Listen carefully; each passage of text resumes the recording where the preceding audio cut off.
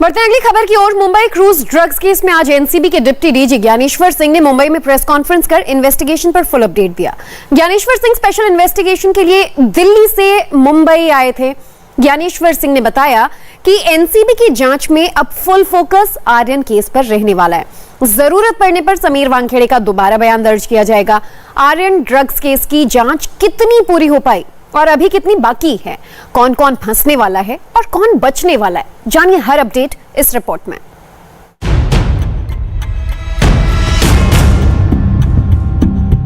Aryan Khan drugs case में अपनी हाजिरी लगाने आज एनसीबी के ऑफिस पहुंचे। जमानत के बाद से ही आर्यन खान को हर हफ्ते शुक्रवार को एनसीबी ऑफिस में अपीयर होने का ऑर्डर है। कोर्ट की शर्त को पूरा करने के लिए आर्यन खान एनसीबी के दफ्तर पहुंचे, अपनी उपस्थिति दर्ज करवाई और कागजी फॉर्मेलिटी थी उसे पूरी की और फिर एनसीबी ऑफिस से निकल गए।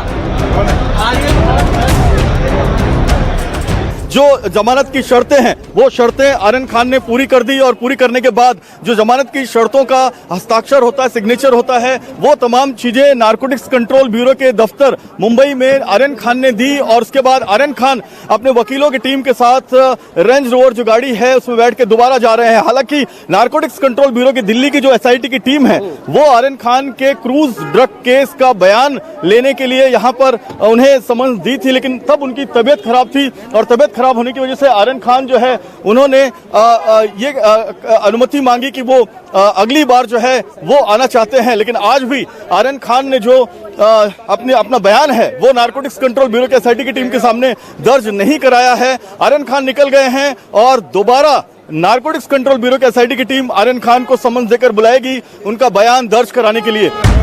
एनसीबी ऑफिस से बाहर निकलने के बाद आर्यन खान अपना बयान दर्ज कराने सीधे नवी मुंबई के रैपिड एक्शन फोर्स के कैंप में पहुंचे। यहां दिल्ली एनसीबी एसआईटी की टीम ने आर्यन को स्टेटमेंट दर्ज करने के लिए बुलाया था। आर्यन खान से इस बात को लेकर पूछताछ की जा रही कि आखिर 2 अक्टूबर की रात को हुआ क्या था। आर्यन खान क्रूज पर कैसे पहुंचे थे, उन्हें किसी ने इनवाइट किया था या फिर वो खुद से गए थे और किसके साथ में गए थे। क्रूज ड्रग्स रेड पार्टी का सच क्या है, इसको लेकर आर्यन खान का बयान एनसीबी अधिकारी संजय सिंह ले रहे हैं नवी मुंबई के तलोजा स्थित आरएफ कैंप में।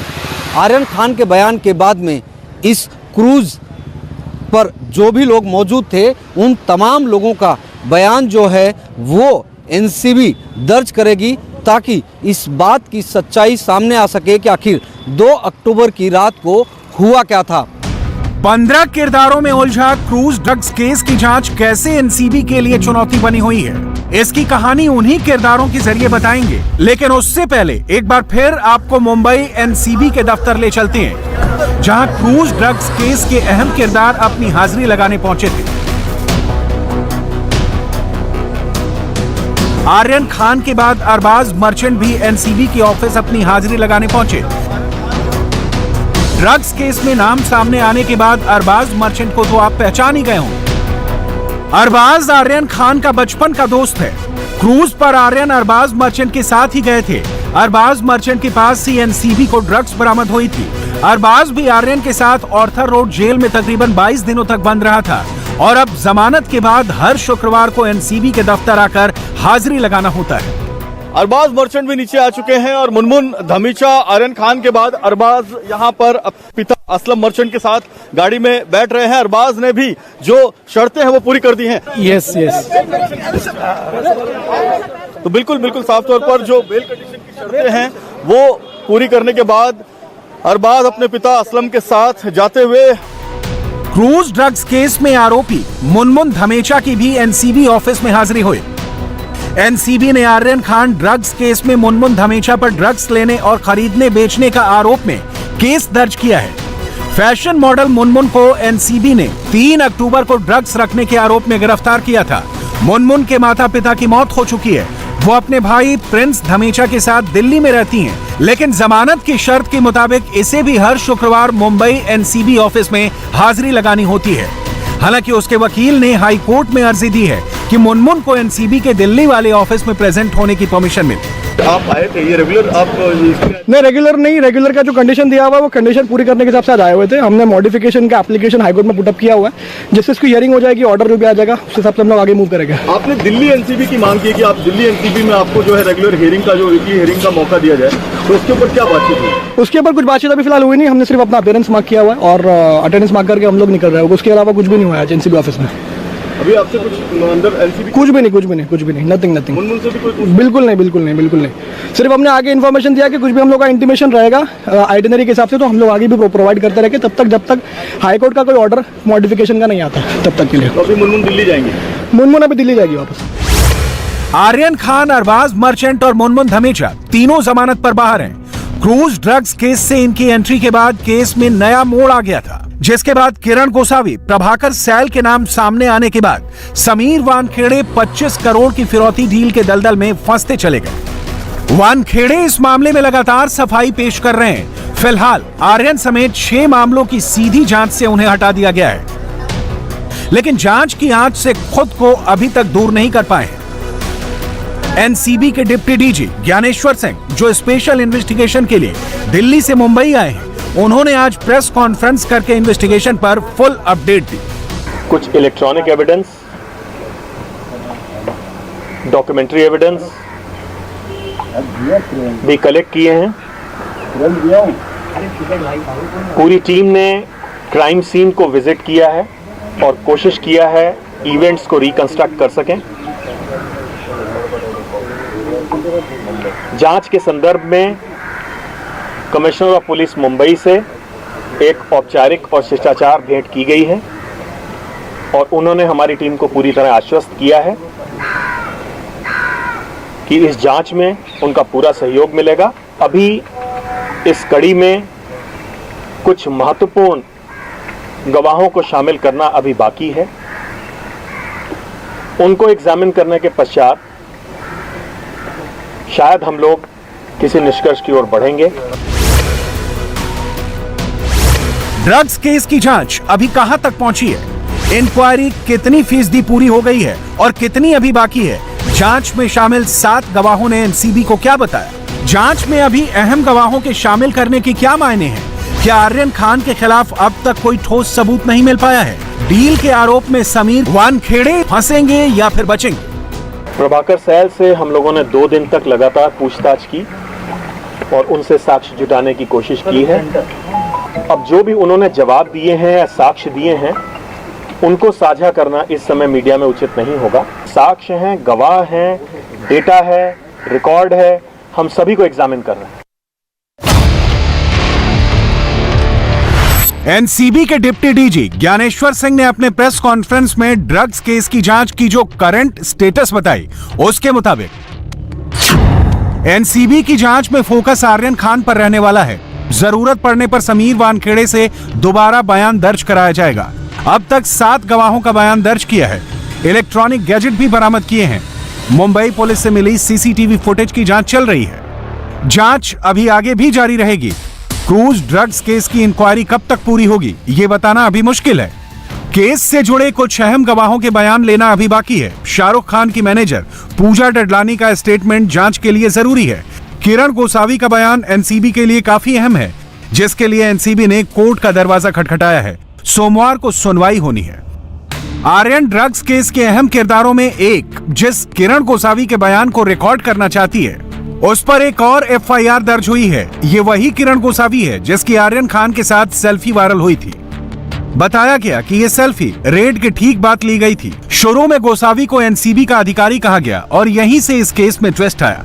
फिरौती केस में अहम किरदार बनकर सामने आया गोसावी। गोसावी के साथ उसके बॉडीगार्ड प्रभाकर सैल का नाम भी सामने आया, जो क्रूज केस में गवाह है और लगातार नए नए खुलासे कर फिरौती केस में नए धमाके करता है। प्रभाकर का ताजा खुलासा गोसावी के एसडब्ल्यू कनेक्शन को लेकर है, जो सीधे तौर पर एनसीबी के समीर वानखेड़े और शाहरुख खान की मैनेजर पूजा डडलानी से जुड़ा बताया जाता है। प्रभाकर सैल का एसडब्ल्यू धमाका क्या है, इसे प्रभाकर सैल की जुबानी सुन लीजिए। लोअर पैरेलल की जो मीटिंग हुई थी 4:30 बजे, वो मीटिंग होने से पहले उनका एक 5 मिनट कन्वर्सेशन हुआ। मतलब मीटिंग जब भी चालू हुई तो वापस वो आके गाड़ी, मीटिंग में कौन कौन था? तभी मैंने सैम सर को देखा था और पूजा ददलानी को, बाकी किसी को मैं जानता नहीं था। तो उन्होंने मुझे इतना ही बोला कि वापस जब भी वो गाड़ी में आके बैठे मुझे इतना ही बोला, अभी मैं उधर जाऊंगा तो मुझे मेरे नंबर पे कॉल कर। तो मैंने, कौन बोला था? किरण गोसाई बोला था।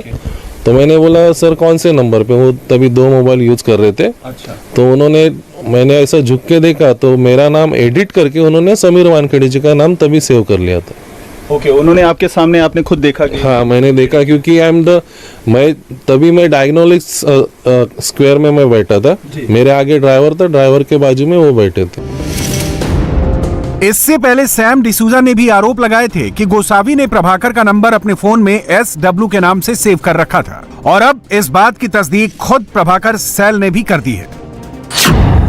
प्रभाकर के मुताबिक शाहरुख खान के मैनेजर से मीटिंग करने से पहले गोसावी ने उसका मोबाइल नंबर SW यानी समीर वानखेड़े के नाम से सेव किया था और उससे फोन करने को बोला था ताकि वानखेड़े की फोन कॉल दिखाकर पूजा डडलानी पर दबाव बनाया जा सके। फिरौती केस से जुड़ी अब तक की जांच में शाहरुख खान के मैनेजर पूजा डडलानी भी अहम किरदार बनकर सामने आई हैं, लेकिन वो बार बार मुंबई पुलिस के SIT के सामने पेश होने से बच रही हैं। पूजा डडलानी से जुड़ा एक अहम खुलासा आपको बताएंगे, लेकिन किरण गोसावी पर दर्ज नई FIR की डिटेल जान लीजिए।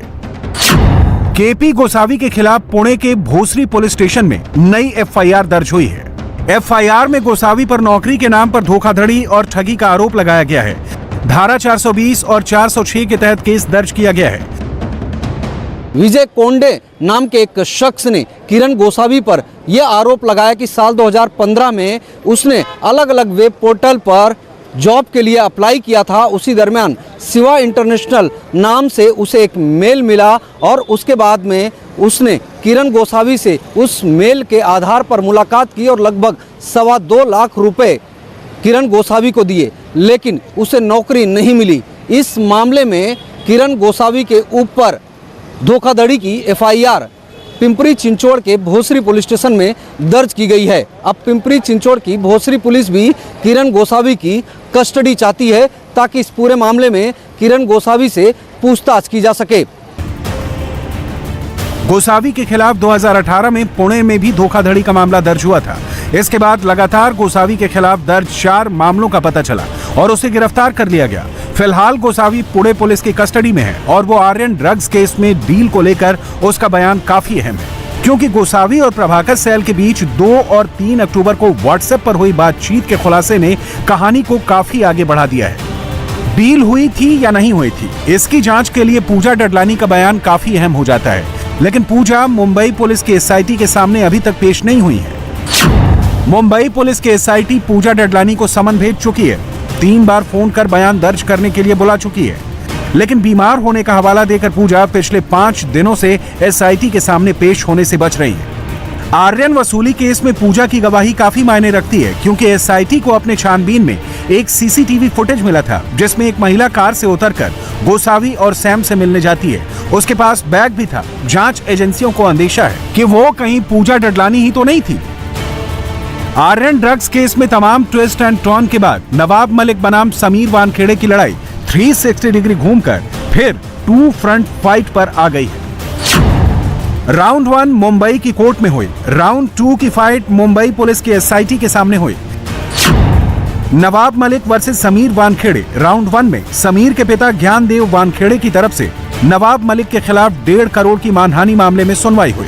वानखेड़े की लीगल टीम ने नवाब मलिक को घेरा, ज्ञानदेव वानखेड़े के सभी सरकारी दस्तावेज कोर्ट को दिखाए और नवाब मलिक पर समीर वानखेड़े सहित पूरे परिवार को बदनाम करने का आरोप लगाया।